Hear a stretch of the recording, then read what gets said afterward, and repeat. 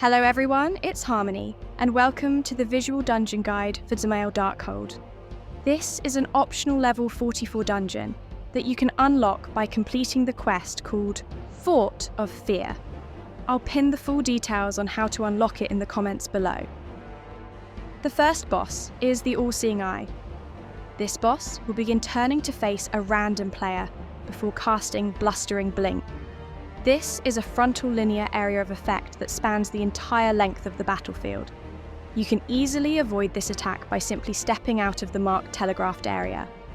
Void Matter creates 3 sets of ground-targeted circular area of effects across the battlefield, with a short delay between each set. These will eventually cover the entire arena. To avoid taking damage, stand near the centre just outside the first set, then quickly move into the newly opened safe area once the first set has detonated to avoid the secondary explosions. Eyes on Me is a group-wide attack that deals unavoidable damage to all party members. These mechanics will now repeat until the boss has been defeated. Once the All-Seeing Eye is defeated, a Magitech transporter will appear. Interact with it to continue deeper into the dungeon. From this point onward, you'll begin encountering large corrupted crystals. These crystals will surge with ether whenever a player gets too close, damaging anyone nearby. So keep this in mind while fighting enemies and be sure to avoid any surging crystals. The second boss is Taulurd. Elbow Drop is a rear, cone-shaped area of effect. To avoid this, simply step out of the marked telegraphed area. Once the battlefield becomes sealed off, the boss will call for assistance, and 4 of his brothers will surround you. These additional enemies are untargetable and will remain until the boss is defeated. Each brother will begin spitting fire, creating ground-targeted circular area of effects. To avoid these, simply step out of the marked telegraphed areas.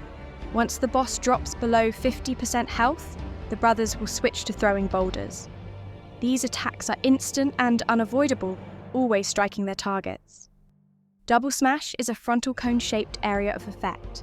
To avoid this, simply step out of the marked telegraphed area. These mechanics will now repeat until the boss has been defeated, at which point another Magitech transporter will appear. You will need to interact with this transporter to continue deeper into the dungeon, which will teleport you into a large room. The path ahead will be blocked by a barrier, and to deactivate it, you must defeat all enemies within the room. The third boss is Batraal. Grim Halo is a large circular area of effect centered on the boss. To avoid it, simply step out of the marked telegraphed area. The boss will now begin to periodically tether itself to one of the corrupted crystals around the battlefield. While tethered, the boss cannot be damaged, so the group must focus on destroying the crystal as quickly as possible before turning their focus back to the boss. The boss will then face a random player and cast Desolation, a frontal linear area of effect that spans the entire length of the battlefield. To avoid this, simply step out of the marked telegraphed area. Grim Cleaver is used randomly and is an instant and unavoidable attack that fires an orb at a random player, dealing moderate damage. Grim Fate is an instant and untelegraphed tank buster that deals heavy damage to its target. Finally, after all 3 corrupted crystals around the battlefield have been destroyed, the boss will cast Hell's End, increasing the damage it deals to players for the remainder of the fight. These mechanics will now repeat until the boss has been defeated. Thank you for watching.